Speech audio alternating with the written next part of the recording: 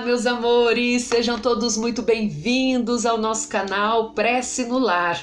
Eu sou Lucy Miranda e estamos aqui com a leitura, não é um estudo, leitura do livro Obsessão e Desobsessão de Sueli Caldas Schubert, um livro de fácil entendimento, fácil compreensão. Hoje nós vamos encerrar o capítulo 13 que nós já lemos, que fala sobre quem é o obsessor. O obsessor é uma pessoa como nós, não é um monstro saído das trevas, onde tem a sua morada para todo sempre, não. O capítulo 13, se você não leu, leia, acompanhe a leitura conosco, não precisa ter o livro, por isso nós estamos lendo, para facilitar. E o obsessor que nos persegue é um irmão que tivemos convivência numa existência passada, e aí o prejudicamos de alguma ou algumas formas e ele está em busca de vingança. Ele não nos enxerga como somos hoje. Apesar de novo corpo, nova face, nova capa, vestimenta carnal, não. Para ele o tempo paralisou. Ele nos enxerga aquele algoz que o traiu, que puxou o seu tapete, que o levou à morte, que o induziu ao suicídio. Várias coisas que possamos ter feito, numa vida, numa existência passada. Então ele congelou esse momento e está sedento de vingança. Então o capítulo 13 nos mostra muito bem quem é o obsessor. Detalhe, a orientação dada lá é para que nós também olhemos para dentro de nós, onde temos muitas sombras, ruínas. Precisamos promover a nossa reforma íntima, seguindo os preceitos de Cristo, a começar pelo perdão, a caridade, o amor. O amor, tem uma frase linda aqui, o ódio, só o amor tem cura. Só o amor cura o ódio. E quando esse obsessor perceber que nós somos novos seres, ele vai ser convencido, haverá um poder de convencimento para que ele também deixe de sofrer, porque aquele que persegue também sofre, Bom, isso tudo está lá no capítulo 13, no início. Hoje é o final do capítulo 13, que relata aqui um caso interessante, porque muitas vezes a gente acha assim, o obsessor é só um espírito muito mau. Pois é, lá já aprendemos que são carentes de afeto, Eles precisam também de ajuda e precisamos aprendê-lo a amar. Difícil, desafiador, mas enfim, é o que a doutrina nos propõe. Hoje nós vamos conhecer o caso de uma senhora cuja obsessora era a própria irmã. Como assim? Nós vamos saber disso agora. São 2 casos rápidos aqui e com a permissão de Jesus Cristo, nosso Mestre, nós damos início a essa leitura rogando proteção e amparo. Que assim seja. Lembrando a todos vocês que nós temos lives segunda, quarta, sábado e domingo. Segunda em 2 horários, às 10h15 da manhã com a Laura, o culto do Evangelho no Lar. Segunda, 20 horas no facebook.com/prece no lar. A gente responde às pessoas, fazemos oração, preces por doentes, acamados, por desencarnados, suicidas, por pessoas enlutadas. Quarta-feira também. No sábado tem no Facebook a leitura do livro, que é o último da sequência do livro Violetas, do Espírito de Patrícia. Então teve Violetas, já acabou, depois teve Vivendo no Mundo dos Espíritos, A Casa do Escritor e agora o último da série, que é O Voo da Gaivota. Em seguida vai começar a leitura do livro O Nosso Lar. E no Instagram nossas lives são aos domingos, 20 horas, com perguntas e respostas. @prece no lar no Instagram. Segue a gente lá.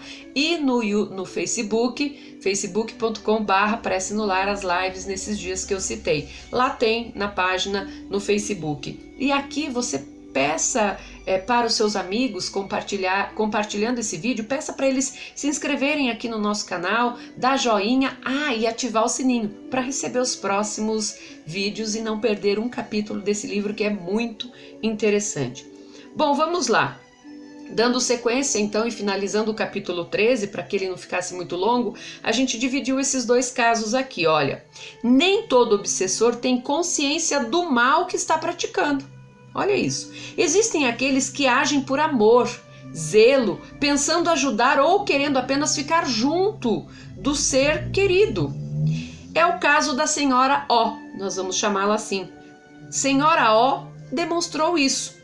A senhora O viu-se de um instante para o outro, acometida de uma tristeza inexplicável, sentindo-se um desânimo, também difícil de ser entendido esse desânimo, por mais que pesquisasse as causas. Não havia compreensão. Sentia-se sem forças, tendo que permanecer quase o dia todo no leito, em repouso. Chorava muito e não conseguia atinar com a razão de tanto abatimento.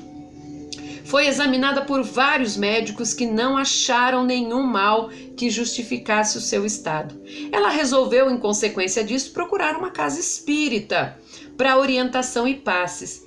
Verificou-se estar sob influência espiritual muito forte. A entidade que a acompanhava era a sua própria irmã, desencarnada há algum tempo de maneira repentina e que havia sido uma pessoa muito boa, havendo inclusive entre elas uma afeição muito grande. Foi feito o esclarecimento da irmã desencarnada na reunião apropriada e o resultado foi imediato. A senhora O curou-se, passando a levar uma vida normal como antes. Casos como este existem em grande número e evidenciam o total despreparo das criaturas, de nós, para a morte. Nesse caso aqui, a irmã talvez não tivesse nem tido consciência do que havia acontecido com ela, que é o quê? O desencarne, o sair da carne, estar no estado espiritual, achando ainda que estava ali ajudando a irmã ou pela afinidade estava ali e na verdade prejudicando a sua irmã. Quando lhe foi informada na reunião apropriada, então ela foi auxiliada e a irmã passou a ficar bem. No livro que Laura lê no Facebook aos sábados, no livro anterior, que se chama A Casa do Escritor, um caso semelhante. A mãe, ela desencarnou pela via do assassinato, o marido a assassinou. Ela estava no hospital já com os ferimentos cicatrizados pela cura médica espiritual, mas todos temos o livre-arbítrio, então ela, preocupada com os filhos pequeninos, se ligou à casa e lá permaneceu, prejudicando aqueles que ela amava sem saber disso. Até que a cunhada, que era quem cuidava dos seus filhos, foi a uma casa espírita e lá, identificou-se o que havia acontecido. Ela foi chamada, levada à casa espírita e orientada a não permanecer no lar, que estava prejudicando seus filhos, a família. Esse é um caso. Depois tem um desenrolar, porque ela ficou aí sem proteção, uma vez que não quis ficar no hospital onde ela tinha aí o tratamento adequado. Bom, vamos para o próximo caso então. Um obsessor simpático. É possível? Alguns obsessores apresentam interesse, faceta para os estudiosos do assunto. Foi o caso de certa entidade que se comunicou na reunião do Centro Espírita Ivon Costa.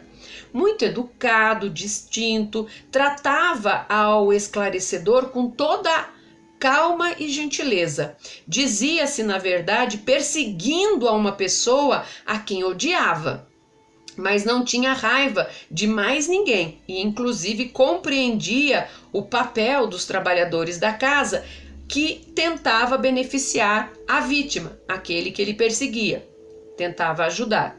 Acreditava em Deus, em Jesus, no amor, mas não tinha vontade de abandonar o seu intento, ou seja, vingar-se daquela pessoa específica. Mesmo com todos esses dados positivos de caráter, o seu esclarecimento foi demorado, rendendo-se por fim à evidência do amor diante da aproximação de um espírito a quem muito amava e que foi por ele visto durante os trabalhos. Isso encerra esse capítulo explicando rapidamente aqui, esse obsessor simpático. Ele não era uma pessoa má, Todos os obsessores, como no capítulo inicial, o 12, fala, não é alguém que vem das trevas, é alguém como nós, né? Nesse caso de obsessor simpático, ele tinha esse conhecimento, ele acreditava em Jesus, em Deus, no amor, mas ele não queria abandonar o seu foco, o seu objetivo, que era o quê? Vingar-se daquela pessoa, né? Perseguir uma pessoa. Ele não tinha raiva de mais ninguém, só daquele que ele perseguia. E entendia o papel dos doutrinadores da casa em querer ajudar a sua vítima. Ele entendia, compreendia, mas depois foi muito demorado esse trabalho, mas aí diz aqui, né? Ele acabou rendendo-se, na verdade, não pelo trabalho daqueles membros da casa, rendendo-se, por fim, à evidência do amor, diante da aproximação de um espírito a quem muito amava. Ele amava muito esse espírito, né? Que foi lá no encalço dos irmãos trabalhadores para ajudar a convencê-lo a deixar aquela vítima. E assim foi feito, né? Que bom, final feliz também para esse irmão, né? Que tinha todo o conhecimento, mas queria vingar-se. Então, meus amores, por isso é importante a gente orar e vigiar, porque nós também, de repente, nos deparamos com uma situação que não imaginávamos, que nos leva, por exemplo, à morte, e podemos chegar na espiritualidade como esse obsessor simpático, né? De repente com esse sentimento de querer vingar-se, né? E permanecer acoprado aí, né?